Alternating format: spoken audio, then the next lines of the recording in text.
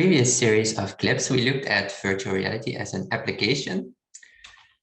This week, we'll look at virtual reality as an object of study. And remember, there's this three-way distinction that was made originally by Fox and colleagues in 2009, where they looked at how virtual reality is being used in the social sciences.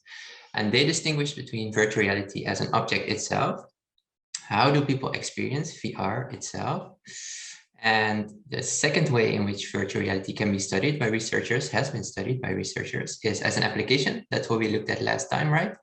So VR is really being used to change people's behavior in the real world. For instance, through training in VR, that then hopefully generalizes to the real world. And finally, VR has also been used as a method of study. That's what we'll look at next time. So really, virtual reality there allows for studying real world phenomena, often in the lab, in a virtual environment, through this simulation. So you really recreate a very rich and very natural situation in the lab that then hopefully gives you an answer to a fundamental question. But as I said, this week we'll look at how virtual reality by researchers, by scientists, is being used as an object, studied as an object. If we go back to this paper in which this distinction between the three ways in which VR has been used was introduced, they write that if VR is being used as an object, it is studied as a technology or medium in and of itself. So VR is really the object of study. So scientists, researchers pose questions about the nature of the virtual experience and their effects on human users.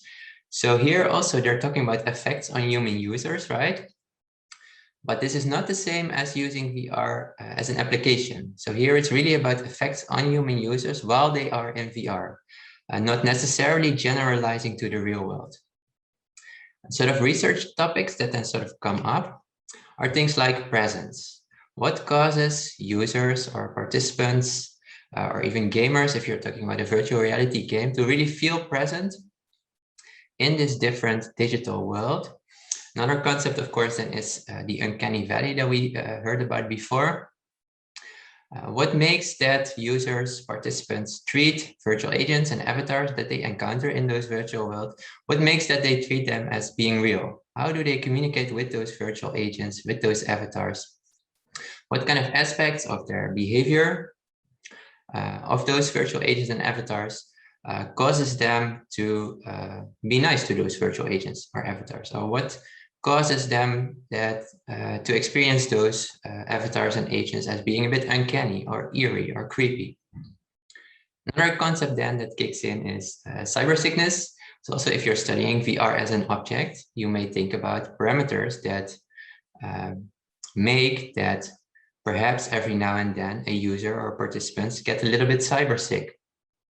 So VR, again, is the object of study itself. You're studying VR itself.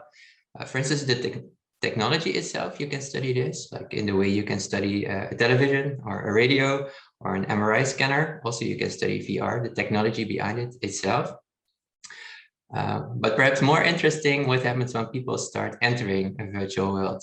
How do they behave? What kind of aspects of the virtual environment, of the virtual reality itself, have a certain influence on the user, on the person that's sort of immersed in this virtual world? So that's the topic for this series of clips, and we're going to apply this mostly to the field of language and communication, of course. And then immediately you start talking about things like, how do we interact with virtual agents, with avatars? What kind of aspects of agents and avatars make them seem realistic, such that we also communicate with them in a more or less realistic way, very similar to how we communicate with people in the real world?